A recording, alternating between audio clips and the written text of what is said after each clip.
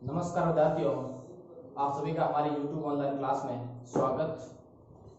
आज का जो हमारा टॉपिक्स है वो तंत्रिका तंत्र का परिधीय तंत्रिका तंत्र अर्थात पीएनएस है, क्योंकि अपने इससे पहले के वीडियो के अंदर केंद्रीय तंत्रिका तंत्र के बारे में अध्ययन कर लिया था।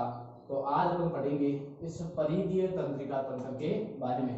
थोड़ी सी मैं इसके बारे में बात करूंगा कि जो हमारा केंद्रीय तंत्रिका तंत्र है वो मस्तिष्क और मेरुरज्जु से मिलकर बना होता है।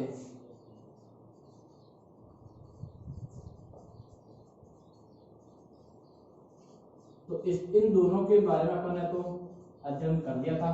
आज हम पढ़ेंगे इस टॉपिक के बारे में। ध्यान दीजिए विद्यार्थियों, परिधीय तंत्रिका तंत्र क्या होता है। हमारे शरीर के अंदर मस्तिष्क एवं मेरुरज्जु से निकलने वाली तंत्रिकाओं का एक प्रकार का ये समूह है जो शरीर में मस्तिष्क को जाने वाली संवेगों और मस्तिष्क से आने वाले संवेगों को संपादित करने का कार्य कौन करता है? यह परिधीय तंत्रिका तंत्र करता है। और मस्तिष्क को संवेगों का भेजने का भी कार्य इस परिधीय तंत्रिका तंत्र के द्वारा किया जाता है। और बात करते हैं इसके अंदर, इसे परिधीय भी इसलिए कहते हैं क्योंकि यह केंद्रीय तंत्रिका तंत्र के बाहर कार्य करता है, इसलिए इसे अपन क्या कहते हैं? परिधीय तंत्रिका तंत्र। तो थोड़ा सा इसके बारे में अपन देखते हैं।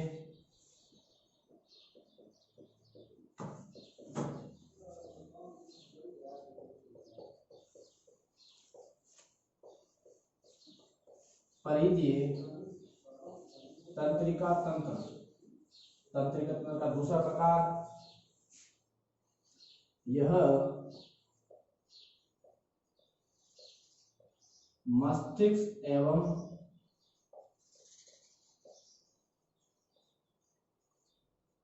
मेरुरज्जु से निकलने वाली तंत्रिकाओं का ही समूह है। यह मस्तिष्क एवं मेरुरज्जु से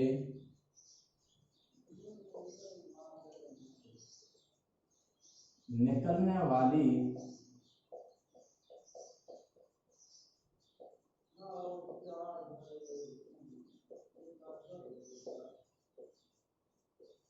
तंत्रिकाओं का समूह है जो केंद्रीय तंत्रिका तंत्र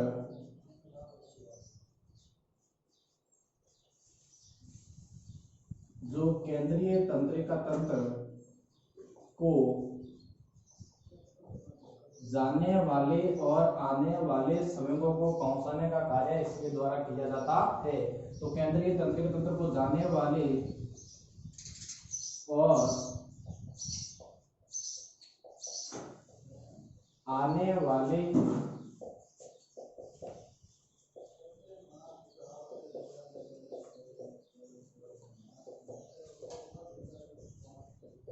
संवेगों को पहुंचाने का कार्य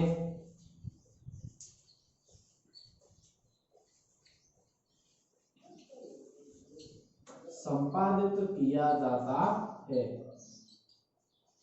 तो ये तो होगी इसके बारे में बात। फिर बात करते हैं, ये जो अपना तंत्रिका तंत्र है, यह केंद्रीय तंत्रिका तंत्र के बाहर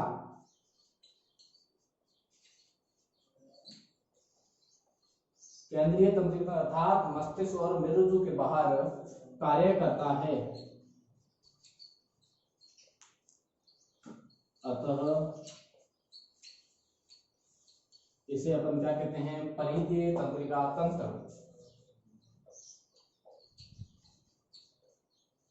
इसे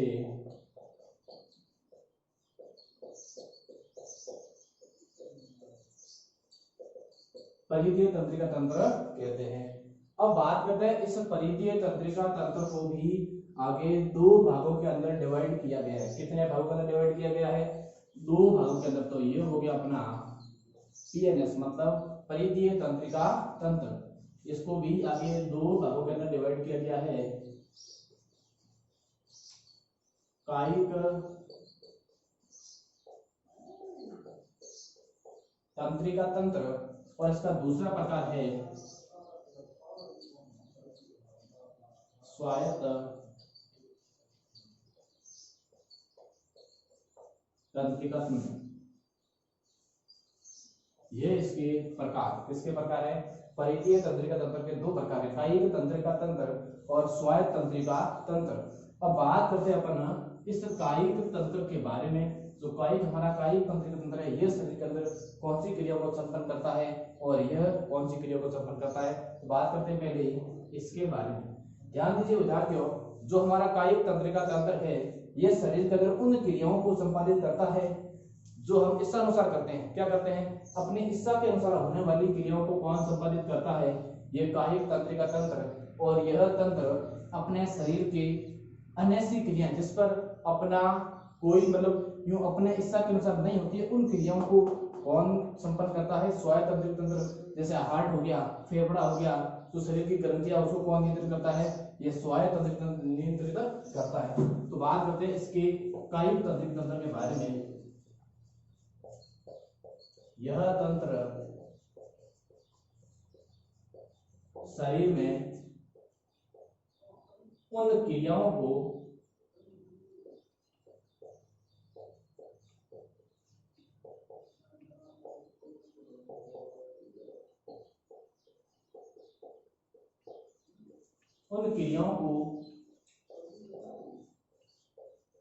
संपादित करता है जो अपन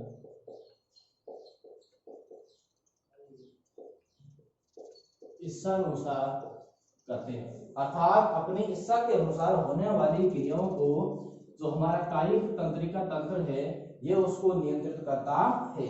फिर बात करते हैं स्वायत्त तंत्रिका तंत्र के बारे में। तो जो हमारा स्वायत्त तंत्रिका तंत्र है, यह उन क्रियाओं को नियंत्रित करता है, यह उन क्रियाओं को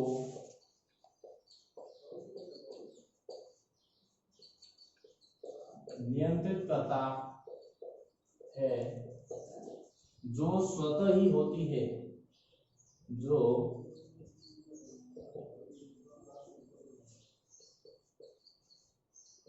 स्वतः ही होती है, अपने आप होती है, जिस पर अपना कोई नियंत्रण नहीं है। जैसे मैं बात करूं शरीर के फेफड़ों पर अपना कोई नियंत्रण नहीं है। जैसे अपना हो गया हृदय, पाचन ग्रंथियां, जो भी शरीर की ग्रंथियां हैं, उन ग्रंथियों पर भी अपना कोई नियंत्रण नहीं है। तो इस प्रकार के अंगों का जो शरीर का नियंत्रण करने वाला तंत्रिका तंत्र है, वो कौन सा है? अपना स्वायत्त तंत्रिका तंत्र है। आगे विद्यार्थियों, जो हमारा स्वायत्त तंत्रिका तंत्र है, इसको भी दो भागों के अंदर डिवाइड किया गया है। किसको?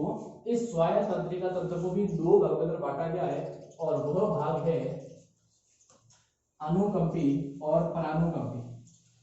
कौन से दो भाग है? अनुकंपी और परानुकंपी। अभी पढ़ते हैं अनुकंपी क्या कार्य करता है, परानुकंपी शरीर के अंदर कौन सी क्रिया को संपादित करता है।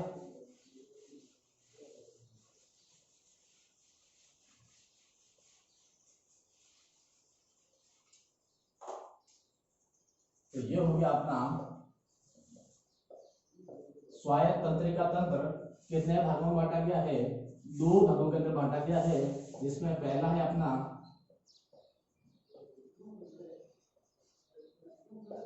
अनुकंपी तंत्रिका तंत्र और दूसरा है अपना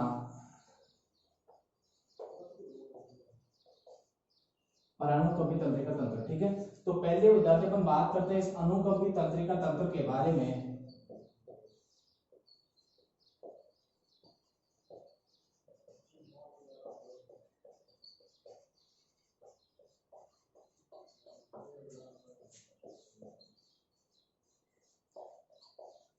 ध्यान दीजिए विद्यार्थियों, जो अपना अनुकंपी तंत्रिका तंत्र है, यह या इस तंत्र का निर्माण उन तंत्रिकाओं के माध्यम से होता है जो शरीर के अंदर एपिनेफ्रिन रासायनिक पदार्थ का स्राव करें। अपन कह सकते हैं एपिनेफ्रिन, आगे बात करेंगे एपिनेफ्रिन और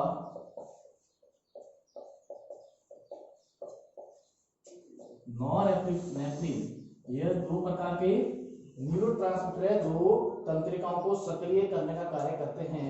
तो इनमें से जो अनुकंपी तंत्रिका तंत्र है, इसका निर्माण किससे होता है? ये दिखाई दे रहा है एपिनेफ्रिन से। अर्थात हम कह सकते हैं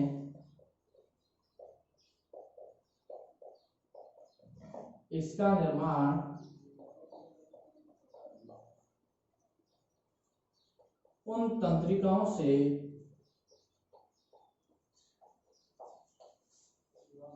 होता है जो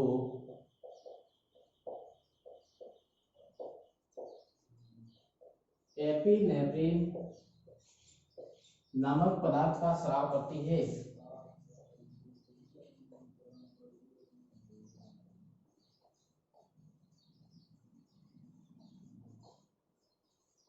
अर्थात जो तंत्रिकाएं एपिनेफ्रिन नामक पदार्थ का स्राव करती है उनसे किसका निर्माण होता है? अनुकंपी तंत्रिका तंत्र। फिर बात करते हैं, ये जो अनुकंपी तंत्रिका तंत्र है ये अपने शरीर के अंदर आपातकालीन स्थितियों के अंदर शरीर के अंगों को सक्रिय करने का कार्य कौन करता है? ये अनुकंपी तंत्रिका तंत्र। तो यह तंत्र, यह बॉडी के अंदर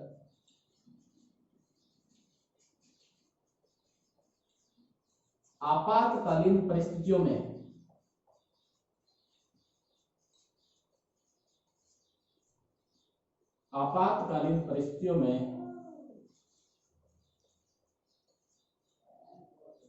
अंगों की क्रियाशीलता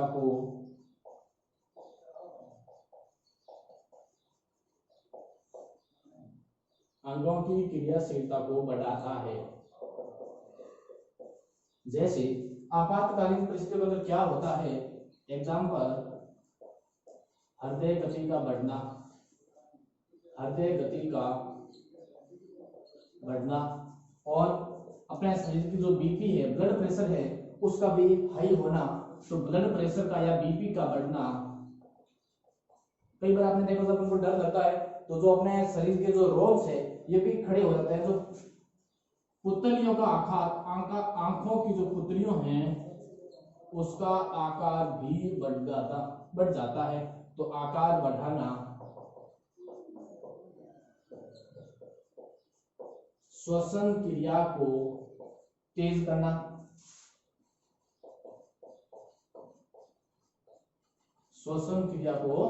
करना, इत्यादि जो कार्य है वो किसके द्वारा संपन्न किया जाता है?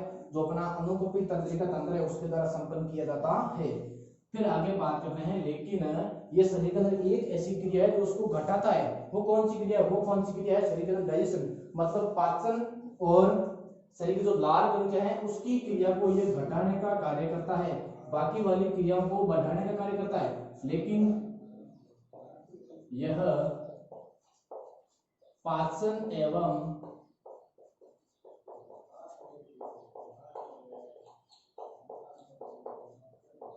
लार ग्रंथियों की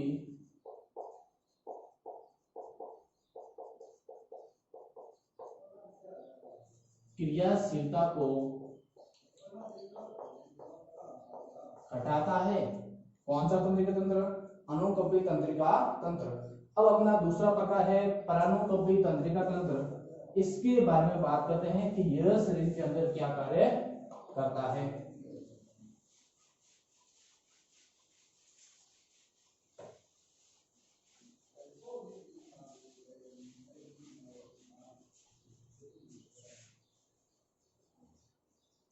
ध्यान दीजिए विद्यार्थियों,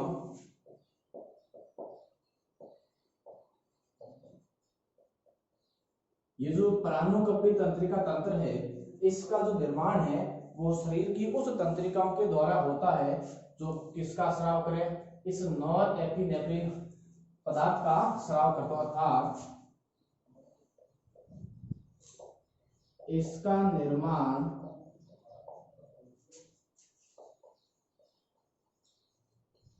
शरीर की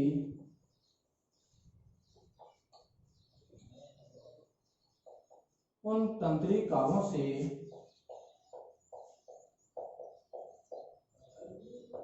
होता है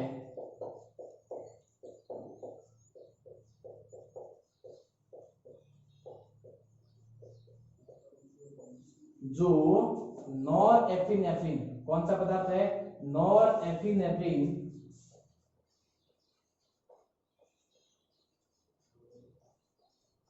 पदार्थ का स्राव करे या स्राव करती है। अर्थात जो अपना प्राणुकंपी तंत्रिका तंत्र है, इसका निर्माण है वो शरीर के उन तंत्रिकाओं के द्वारा किया जाता है जो नॉर एपिनेफ्रिन पदार्थ का स्राव करती है। ध्यान दीजिए, यह जो अपना तंत्रिका तंत्र है, यह शरीर के अंदर आरामदायक परिस्थितियों में या विश्राम अवस्था में शरीर के अंगों की क्रियाशीलता को घटाने का कार्य करता है। कौन? ये जो प्राणुकंपी तंत्रिका तंत्र। तो यह तंत्र विश्राम अवस्था में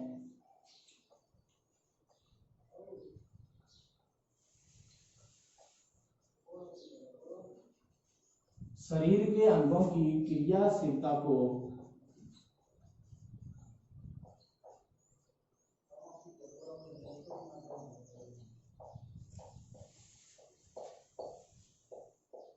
कम करता है।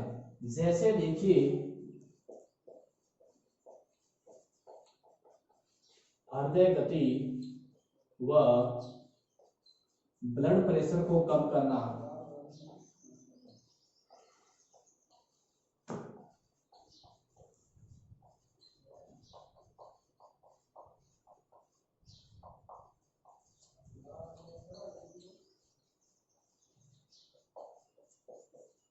पुतलियों के आकार को सामान्य करना। अर्थात जब विश्रामावस्था या आरामदायक अवस्था के अंदर शरीर की क्रियाशीलता को कौन घटाता है? ये अपना प्राणुकंपी तंत्रिका तंत्र। फिर बात, यह पाचन व लार ग्रंथियों की क्रियाशीलता को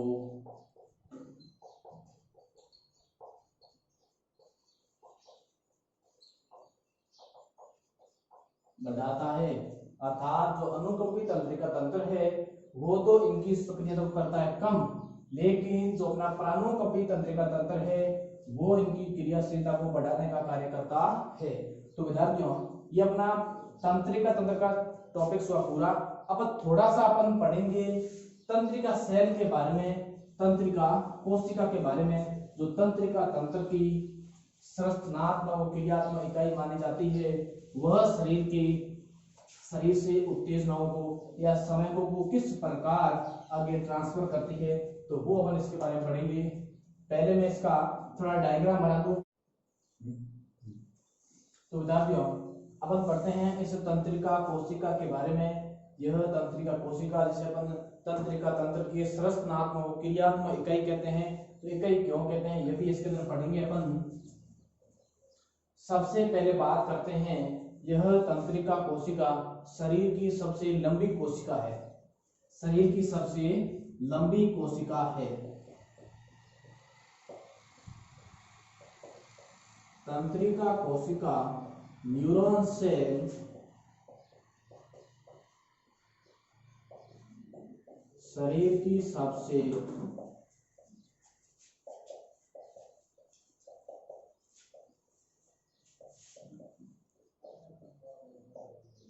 लंबी कोशिका है। अगर माना कि आपके सामने क्वेश्चंस है कि शरीर की सबसे लंबी कोशिका कौन सी है, तो आपका आंसर होगा न्यूरॉन सेल। यह शरीर की सबसे लंबी कोशिका है और यही कोशिका तंत्रिका तंत्र की संरचनात्मक क्रियात्मक इकाई कहते हैं। इसे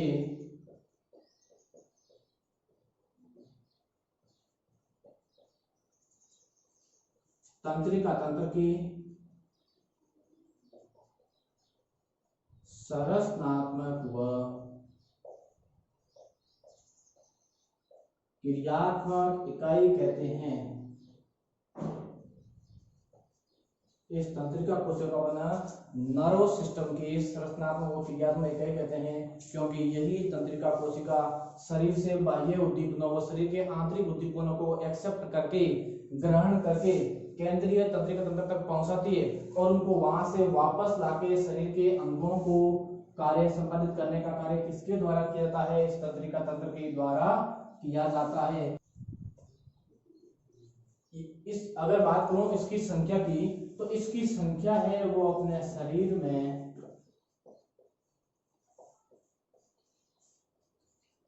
100 बिलियन के आसपास होती है। इनकी संख्या है वो शरीर के अंदर 100 बिलियन के आसपास होती है।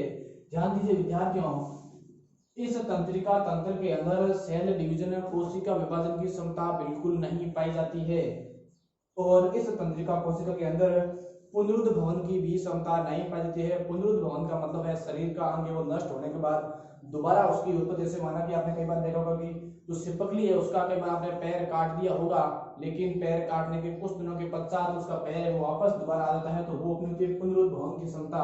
तो इस तंत्रिका कोशिका के अंदर पुनरुद्भवन की क्षमता नहीं पाई जाती है। तो अपन लिख सकते हैं इसमें सेल डिवीजन, कोशिका विभाजन एवं रीजनरेशन अर्थात पुनरुद्भवन की क्षमता नहीं पाई जाती है। रीजनरेशन एवं सेल डिवीजन की कैपेसिटी इसके अंदर नहीं पाई जाती है। फिर विद्यार्थियों बात करें तो यह तंत्रिका तंत्र, इसको 3 भागों के अंदर डिवाइड किया गया है। कितने भागों में डिवाइड किया गया है? 3 भागों के अंदर, जिसका सबसे पहला भाग है कोशिका काय, दूसरा भाग डेंड्रॉन या फिर द्रुमाक्ष और तीसरा भाग ये अपना हो गया तंत्रिकाक्ष या एक्सॉन। इसको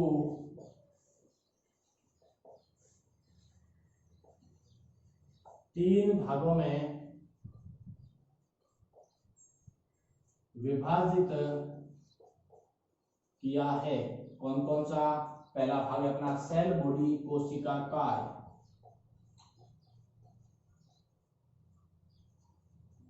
दूसरा ये द्रुमाक्ष है, तीसरा तंत्रिका। तो पहला पढ़ते हैं अपन इस कोशिका काय के बारे में।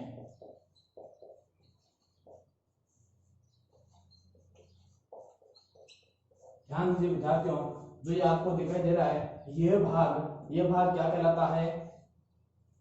कोशिका का, ये अपन कहते हैं तंत्रिका कोशिका की सेल बॉडी।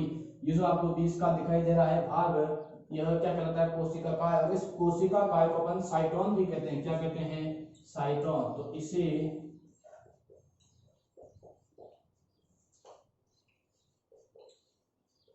साइटोन भी कहते हैं। और इस कोशिका काय के अंदर एक केंद्रक पाया जाता है। क्या पाया जाता है? केंद्रक पाया जाता है। इसमें केंद्रक व अन्य कोशिकांग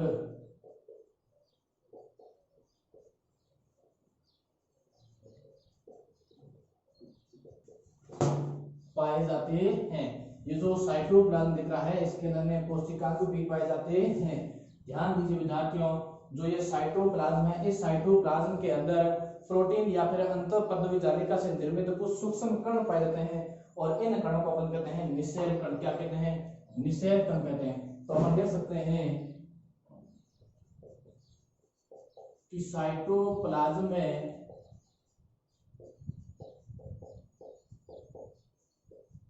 प्रोटीन व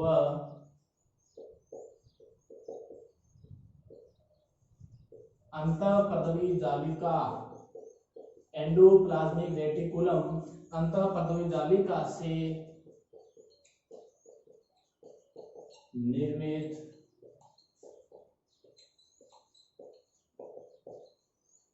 कुछ सूक्ष्म कण पाए जाते हैं, जिसे विद्यार्थियों से क्या कहा जाता है? जिसे कहते हैं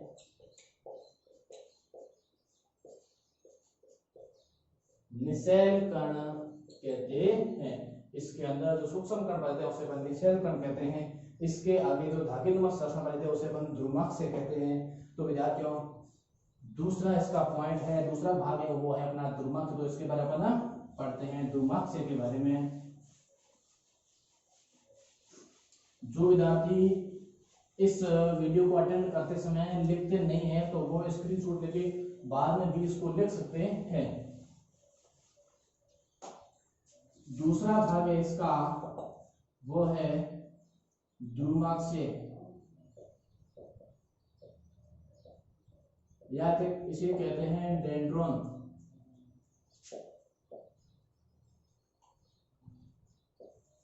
तो बात करते हैं इस कोशिका काय से आगे धागेनुमा संरचना क्या कहलाती है? डेंड्रॉन कहलाती है।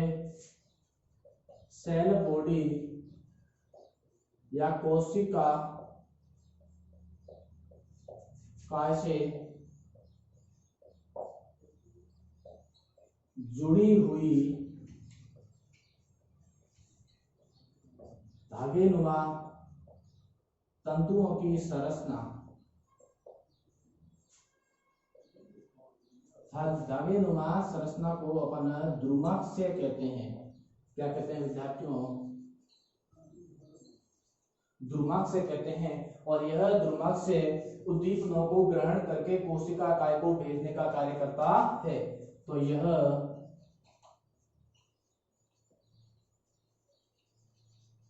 उद्दीपनों को ग्रहण करके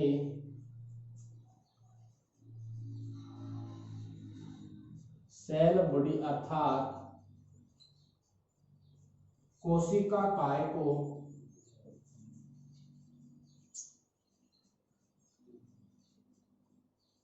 भेजता है। यह जो द्रुमाक्ष्य कार्य है, जो तीसरा भाग है वो है अपना तंत्रिका अक्ष, ऐसे कहते हैं एक्सॉन। इस नारो सेल का तीसरा भाग एक्सॉन।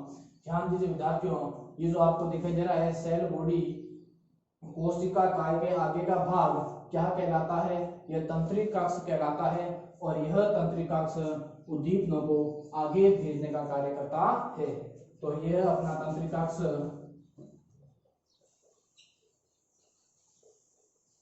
कोशिका काय के आगे बेलनाकार संरचना, बेलनाकार लंबी संरचना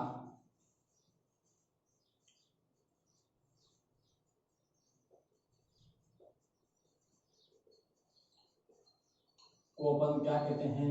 एक्सॉन कहते हैं। क्या कहते हैं मित्रों? एक्सॉन कहते हैं। और इस एक्सॉन के अंदर ध्यान दीजिए, इस जो एक्सॉन की जो प्रत्येक शाखा है वो स्थूलनुमा संरचना का निर्माण करके स्थूलनुमा संरचना का निर्माण करती है, जिसे अपन क्या कहते हैं? सिनेप्टिक नोब कहते हैं। क्या कहते हैं? सिनेप्टिक नोब कहते हैं। इस तंत्रिकाक्ष की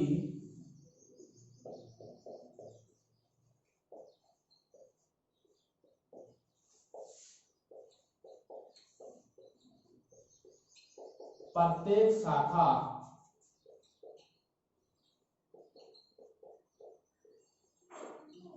स्थूलनुमा संरचना का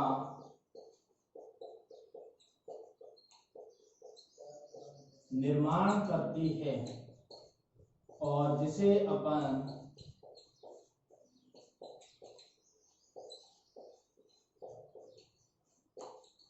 सिनेप्टिक नोब कहते हैं। क्या कहते हैं? सिनेप्टिक नोब कहते हैं। ध्यान दीजिए मित्रों, इस सिनेप्टिक नोब के अंदर सिनेप्टिक पुटिकाएं पाई जाती है। क्या पाई जाती है? सिनेप्टिक पुटिकाएं।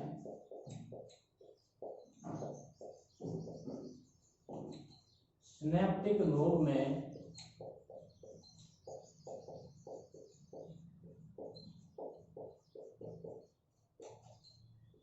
सिनेप्टिक पुटिकाएं पाई जाती है। और इन सिनेप्टिक पुटिकाओं के अंदर क्या पाया जाता है? न्यूरोट्रांसमीटर पदार्थ। क्या पाया जाता है? न्यूरोट्रांसमीटर पदार्थ, जिसकी पहले मैंने बात की थी। तो इस सिनेप्टिक पुटिकाओं के अंदर